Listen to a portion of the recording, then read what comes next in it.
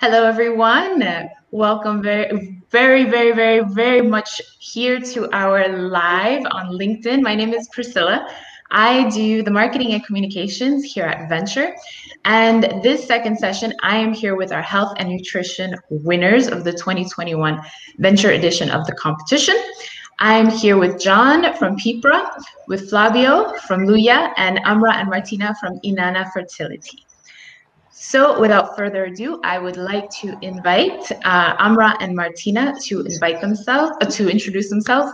And I also invite everyone to just listen in, tune in, and think about your questions, because you have the opportunity to ask all of your questions to our winners today.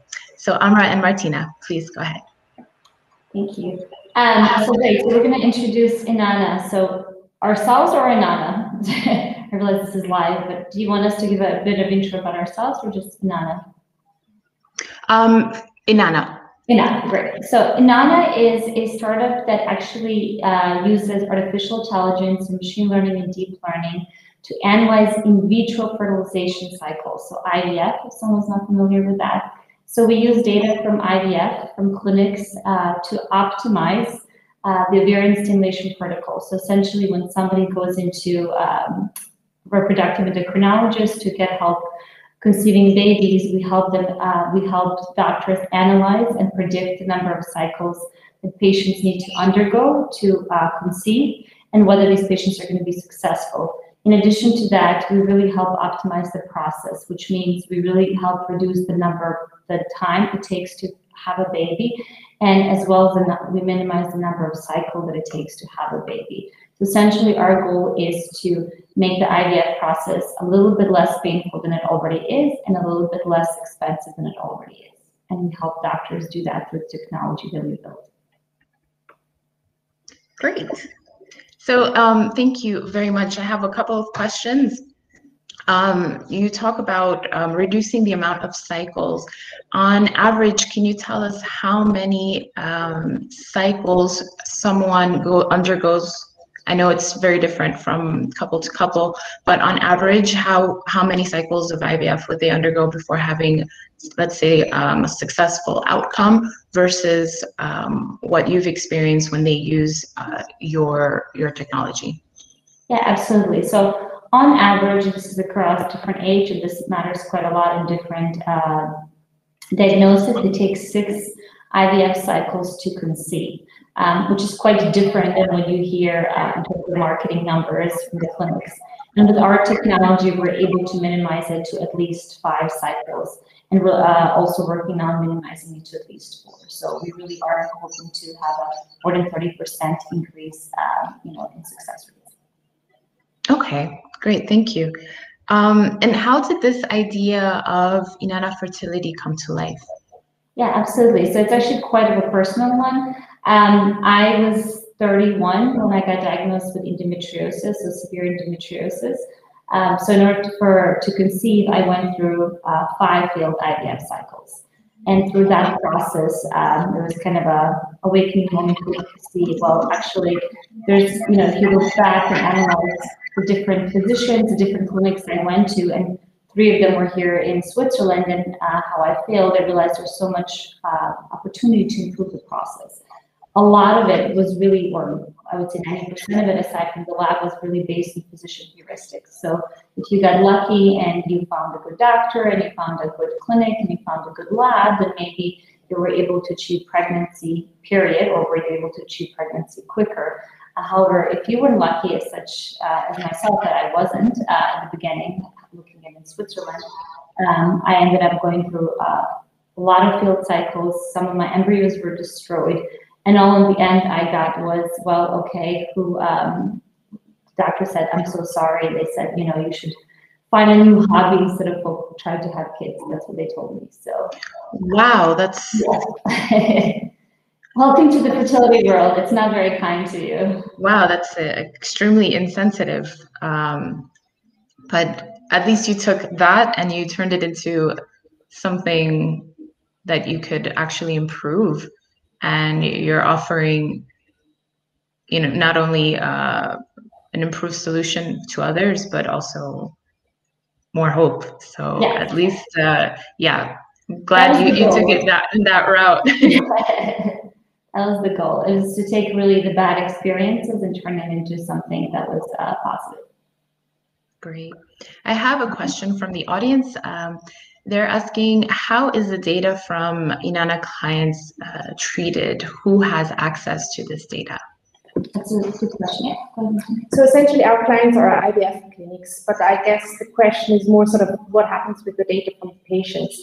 So we get the data only in anonymized form. So we will never get any kind of sensitive information from the clients. And we also use very trusted partners, technology partners, such as AWS. So none of the sensitive information goes out to us. It's only clinical and laboratory data, so there's no way we could identify anybody with those numbers. Okay. And you said you work with trusted partners. Are you currently working at any clinics? If so, are you working with any in Switzerland? So we do work with the University of Zurich Hospital. That was one of our first partners. We are also testing and validating our products, or continue validating our products clinically in Spain, as well as in Switzerland. But so far, if the question is, if you go to a physician can use our product, you wouldn't know if our product is being used because it's under clinical validation. So it is kind of a control study where the patient doesn't know whether it's used or not. Okay. So we're hoping to hit the market next year, commercialization. Great. Have one more question from the audience. This person saying, it sounds really promising. Will your project be based only on your research, or do you have external databases that you can use? So we do have external databases. We're partnering with one of the largest fertility groups in the world. We're also partnering with the University of Zurich. We're partnering with hospitals in Germany, in Italy, and we also have data from NHS, and we're continuing to expand those partnerships. The goal is really to have a diverse data set as possible that represents really the entire world, not just a subgroup of one country or demographic. So that's what we're really working on. The idea is, as we deploy our also algorithms into the clinics learn from new patients and new data, and that also feeds back into our pipeline and new data. Okay, thank you. I would like to ask maybe John or Flavio if they have any questions for you guys. I'm having a little bit of trouble actually with the platform. I can't bring them up, so I'm going to have to refresh the page. If I cut out again, then we'll just re-meet again on the same link, if that's okay. I'm sorry about that.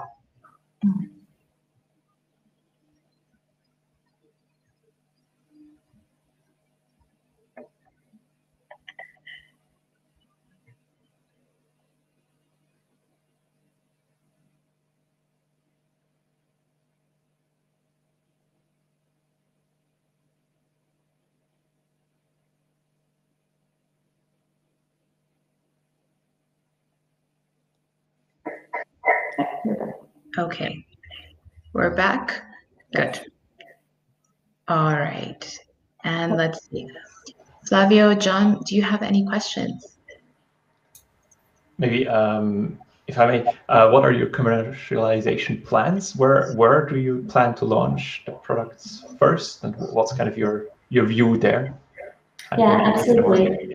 So commercialization plans for product 1 are beginning of next year, and then for product 2, really Q3 of next year, and the goal is to launch them in Europe. So we would love to, because we are in Switzerland, we would love to launch in Switzerland and followed up by Spain, because Spain does more than 25% of all IVF in Europe. So those are kind of the next to go to markets. So you're both fluent in Spanish? Well, Martina's fluent in Italian. That's good enough. That's really good enough. We have a very diverse team, and we're also building our business development team. And I mean, apart from Europe, Europe is definitely our first priority. Then we'll also tap into the US market, because US and Europe make up more than 70% of the total IVF market. So those are the key markets for us. Cool. Great. Well, thank you very much, Amra and Martina. And I would like to invite Flavio next to introduce Luya Foods. Sure. Thank you very much, Priscilla. So my name is Flavio Hagenbuch. I'm part of the team Luya Foods. We are actually a food technology company rather than a medical technology company. So we're probably more the nutrition part of the health and nutrition vertical. We have developed a solution to upcycle a side product of the tofu and soy milk production into a really delicious and nutritious food product. Our product is called Luya. Luya is a juicy alternative to meat, but one that doesn't try to imitate or mimic meat. It has its really own taste profile, which is really umami and juicy and has a nice bite. And we do that by the power of fermentation. So we use a fungal fermentation and some innovative structuring in order to create out of okara, which is not a particularly attractive food product in terms of taste and texture, but it's actually nutritionally very attractive. And we use the fermentation to create a really tasty and attractive food product out of it. Our product Luya is organic, so we use only organic ingredients. It's very clean and short labeled, so it has only 5 ingredients in it. None of these, no funky E numbers, no artificial aromas, actually no aromas at all. All the aromas in it are actually created throughout the fermentation.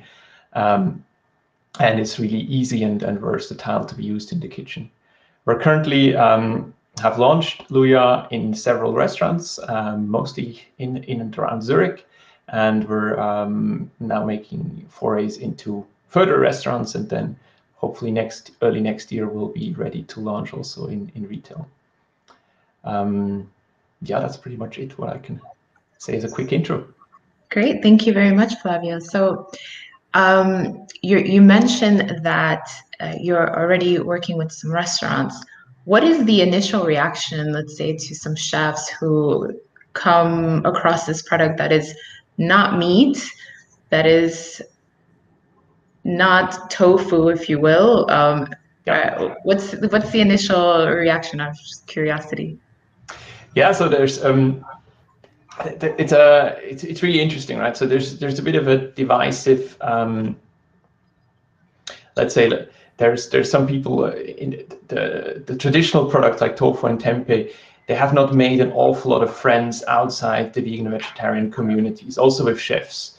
On the other side, you have these really what you could call modern meat imitation products, which try to imitate meat in every aspect.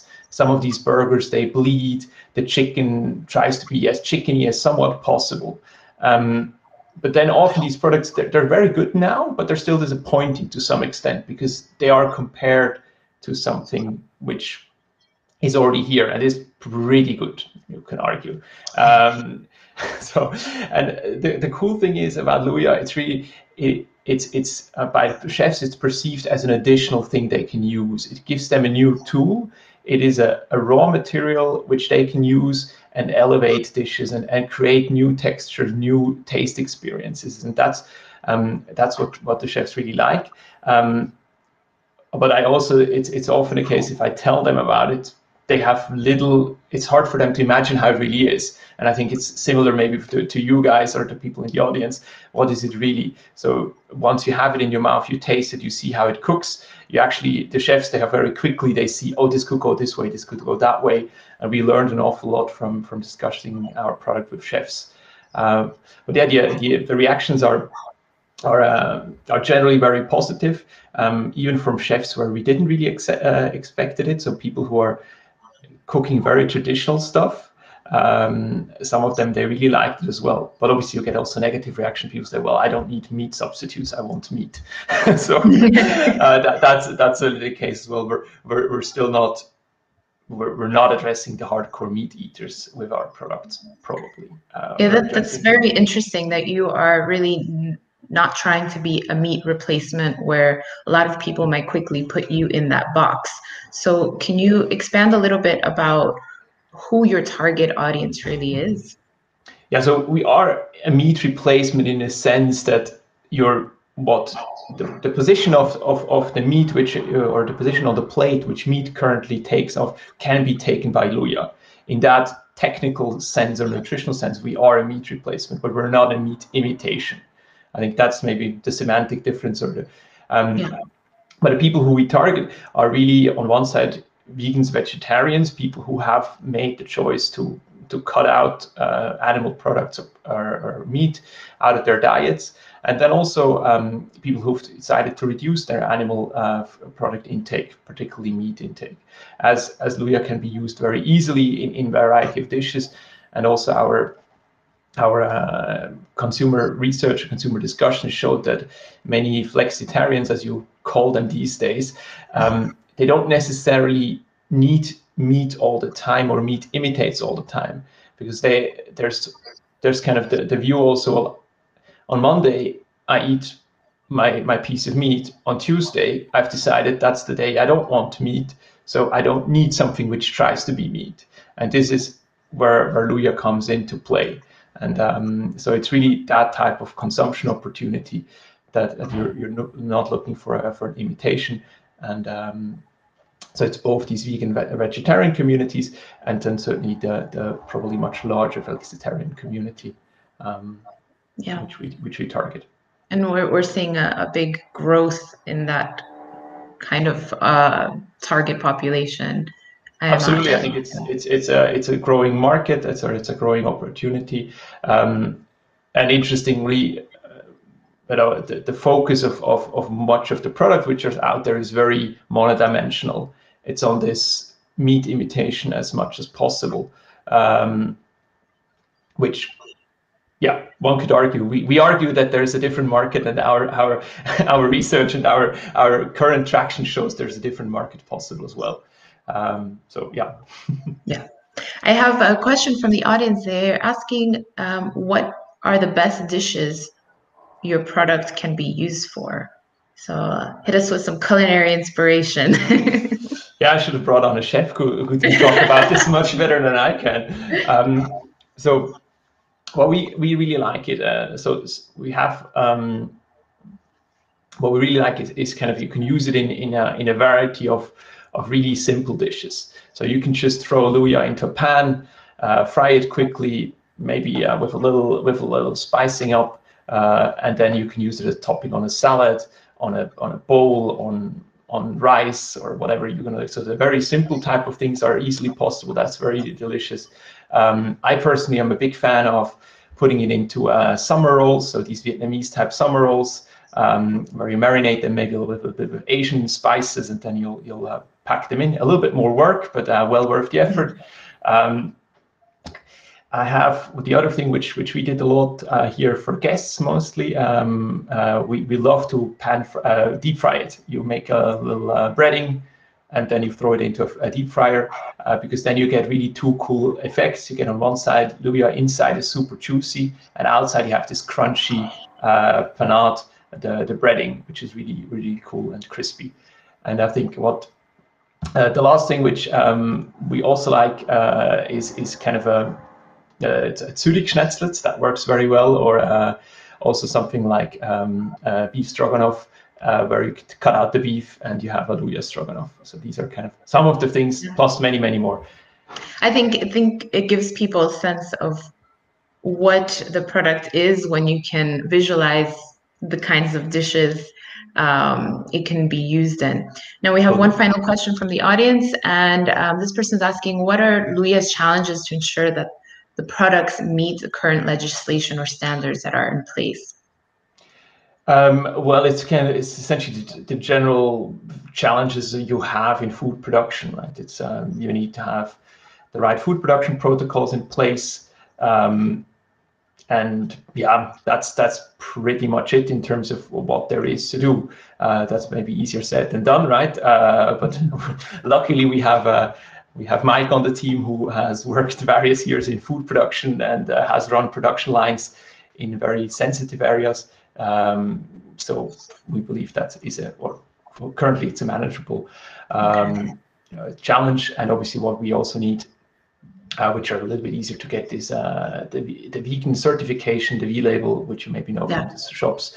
Plus, we're also aiming to get the organic certification, which is also a process which can be done, just takes a little bit of time and a bit of paperwork and inspection. And then one final question from my side. Sure. When do you expect that a consumer such as myself can go to the supermarket and purchase your product? Well, that will not only depend on us, but that will depend on Migros, Coop, and all the other supermarkets or the retailers. Our goal is to do that early next year. So we're working now on kind of the whole retail concept, developing the marinade sauces and things like that, developing the packaging and setting up logistics. Lost Flavio. Okay, you're back. Okay. Where did you? As I said, we're now developing essentially packaging, sauces, marinades, plus the whole retail supply chain, so distribution and so on. And we're currently looking for a first production site in order to then scale up the production to reasonable amounts that you can serve a supermarket or actually the Swiss market. So. Yes. So if somebody knows, that's my request. If somebody in the audience knows somebody who has a nearly food-ready production site, we would be very happy to get in touch with that person, because it's not so simple as we've figured out to find easily readily available food production sites. So if anyone knows about that, please get in touch with us at Venture or with Flavio. Let me just ask, maybe John, I will bring you up, and Martina and Amra, if you have any questions for Flavio. Yeah, sure. So I've actually reduced my meat intake quite a lot in the last couple of few years as well. So I guess you would call me a flexitarian. So you talked about the growth of the market. So what is actually the growth of the market? So how is the trend moving towards more, vegan, vegetarian? How has it progressed over the last few years, and where is it heading? So in Switzerland, there has been recently some data. So the Swiss market, I think, is now about 120 million in these type of products. Globally, I think it's UBS expects us to reach 50 billion in 2025 globally, from bases which are much lower. So I think it's about a 30% CAGR, which is assumed at this point, with strong growth, obviously, in Europe, Asia picking up very strongly, and North America, less so in Latin America or in the Middle East and Africa. So it's a pretty buoyant market, obviously, but also a pretty crowded market at the end of the day. So I would guess Argentina will be a tough market. Yeah, Argentina might be a tough market, exactly. But you love now there's actually an Argentinian startup which is working on meat replacement as well, which we came across recently. So even the Brazilians are doing stuff on that side. So yeah, even the hardcore meat eaters. But yeah, there's just hope. some places are probably easier to convince than others. Great. Well, thank you very much, Flavio. And now I would like to invite John to introduce himself and what he's doing at PIPRA.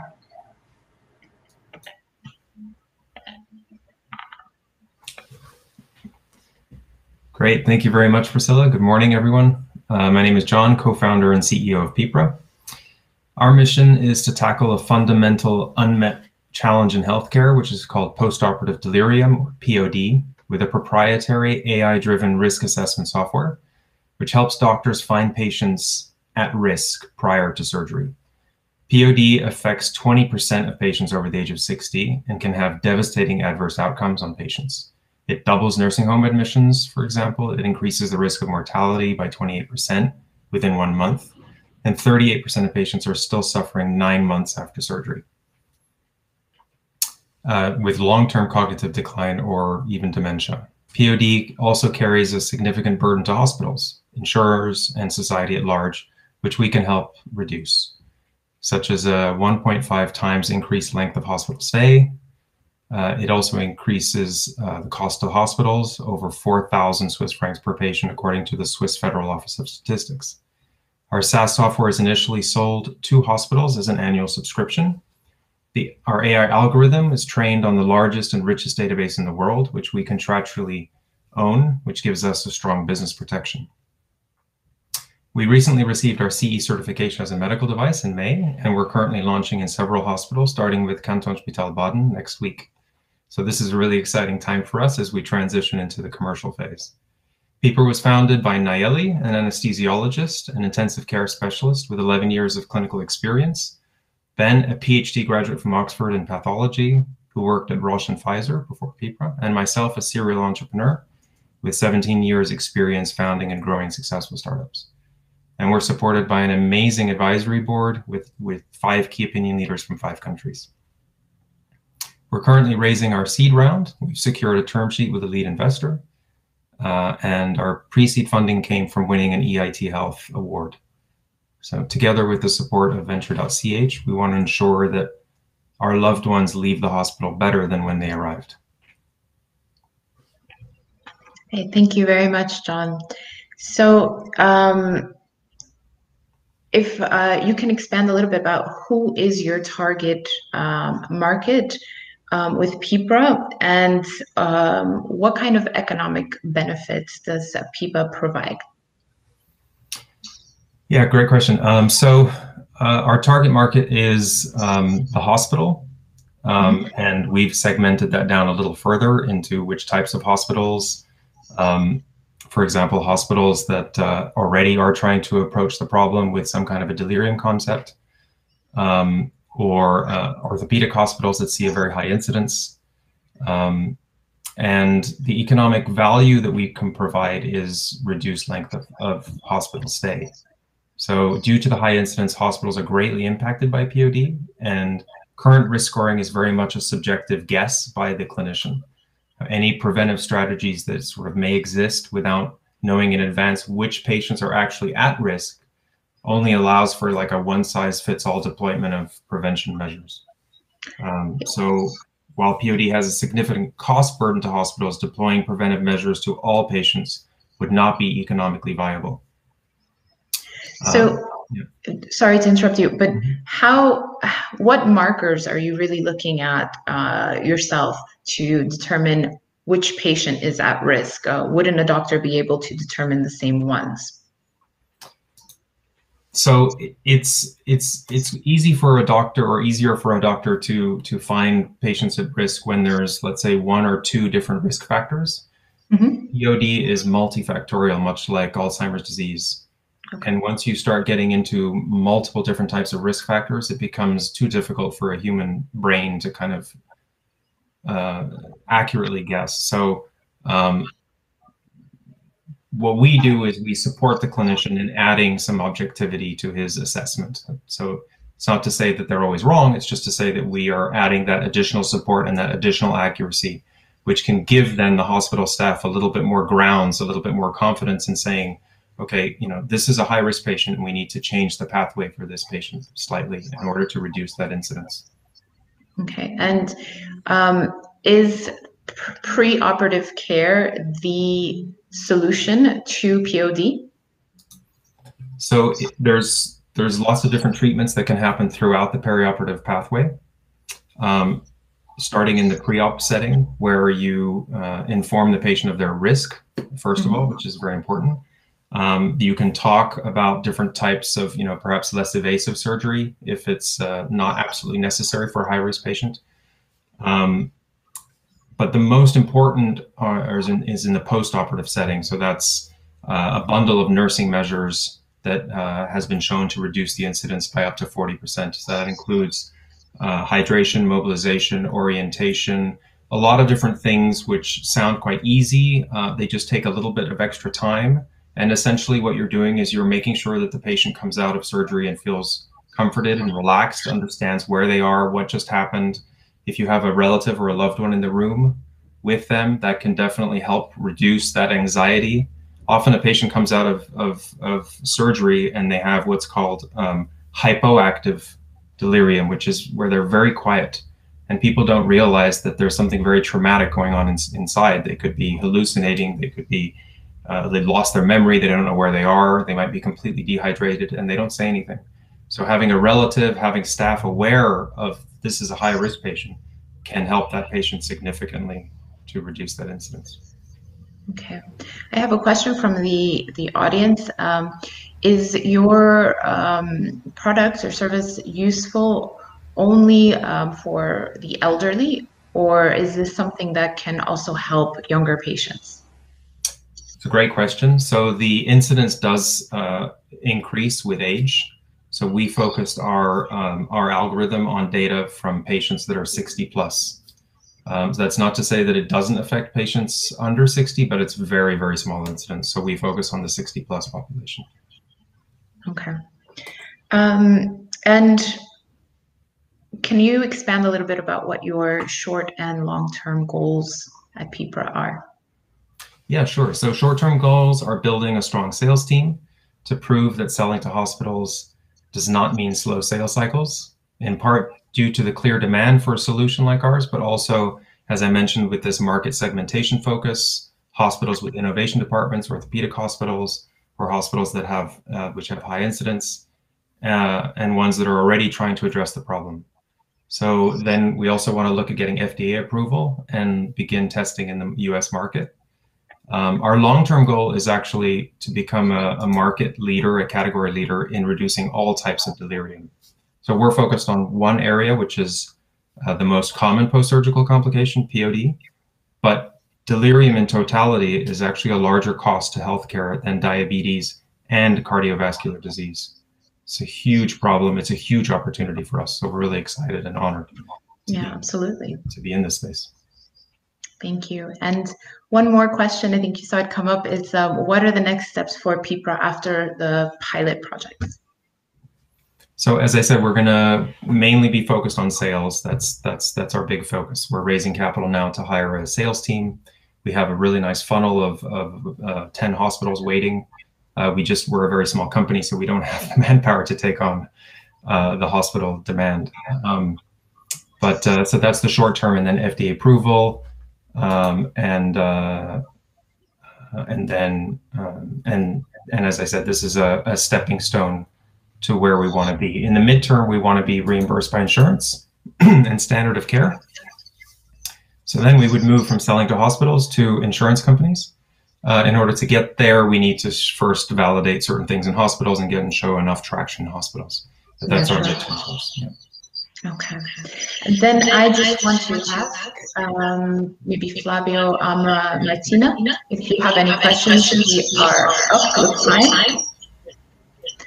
But just in case you guys have any questions for John. Yeah, largest data sets. We were just, with our work, we know how difficult that is to acquire. So we were just wondering from who did you acquire data set and how many patients data do you actually possess? Yeah, great question. So we have over 20,000 patients worth of data. We're very fortunate in that we receive data from all around the world. We did an individual participant data meta-analysis, which we conducted with academia.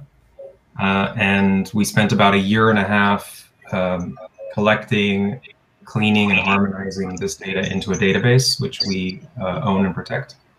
And so it allows our tool to also be very robust, using data from all around the world, which means that as we move into different geographies, we should maintain a strong and high accuracy. So I think we were really fortunate in getting this data because I think largely because we have 5 key opinion leaders. They're thought leaders. They're known by the PIs from these studies. It's research data. You received it from research partners. Right? Research data, but actual raw data, not. So we actually got the raw data from these studies. Okay. Great. That's it from my side. Well, thank you very much to everyone. And I have one question before we go, and this is the same question for each one of you. And that is, what would it mean for you to win the grand prize of the venture competition? That is the cream of the crop of all the winners, because today we're here just with winners. We'll find out how you rank at the awards ceremony on September 13th. But you also take home a total of 150,000 Swiss francs in non-dilutive funds. So maybe Amra and Martina, I can start with you. What would that mean for you guys? Obviously, aside from being a great honor for us, we think it would be a huge signal from the Swiss venture competition to really show that they care about women's health and really battling the infertility that is on the rise in Switzerland. It's actually interesting that Switzerland itself, both semen quality as well as oocyte quality has been a decrease, and infertility is becoming a much bigger problem. And so showing that the country cares about it and they're looking for solutions to help improve and battle that would be a huge signal for us at least. Thank you very much. Flavio, I'd like to ask you the same question, what it would mean for you at Luya Foods. So I think for us, obviously, besides as Amra mentioned, would be a huge honor to win that award. Probably one of the most prestigious entrepreneurial award, early stage award we can win here in this country. For us, we could use the money very well. We have various plans, but it would probably mostly go into our R&D platform, where we are. That's kind of where we would love to spend a bit more money, which not necessarily doesn't turn into products right away, but we have really a lot of potential. We see a lot of potential in the fermentation to really use that in food products much broader. And I think we could use that a lot, put that to really great use. And then through this also really create a much broader, also help to create a much broader Swiss food startup ecosystem, essentially, because there's really little being done in Switzerland in terms of food innovations. Except obviously the big companies, Nestle, Givaudan, and all these players, they're innovating, but in the startup world, there's still very little. It's very much focused in Switzerland on the known sectors, and it would be also a cool signal, I think, to show an unknown sector and boost that one. Great, the rise of food tech here in Switzerland. Indeed, yeah, it's the world's biggest industry, and it needs a bit of innovation in order to save our planet and also to make everybody healthier. Yeah, definitely. Thank you very much, Flavio. And finally, with you, John, same question. What would it mean for you at PIPRA to win the grand prize adventure? Yeah, so again, definitely a huge honor, a great signal value. The POD is growing in awareness, but winning prizes like this with a platform like venture.ch gives even more awareness to patients, to society of what we're dealing with and how important it is to know about this issue, to ask questions when you go to the hospital, to be informed, and to create some pull demand, which would be fantastic. The money itself will definitely go very needed at the moment as we're raising capital to building out a sales team and to increasing that traction, which will also help us raise more funds. So all focused on sales right now. Good. Thank you very much, John. And congratulations to all three of you for being the top three, the winners of the health and nutrition vertical at the venture competition. I wish you all the best of luck on September 13th as you do your final pitches to our advisory board and they announce your rankings. So if you want to support these startups and you want to come and meet them and celebrate their success, please join us at our award ceremony on September 13th. It will be held at ETH at 6:30 p.m. And if you'd like to register for the event, it's free. It's going to be, the link is here on the LinkedIn event. So thank you very much for tuning in. Thank you all three of you for being here. I'm sorry I ran a little bit over time, but we're having a nice, interesting discussion all together. So thank you again for being here and best of luck. Thanks, everybody. Have a good day. Bye. Bye-bye.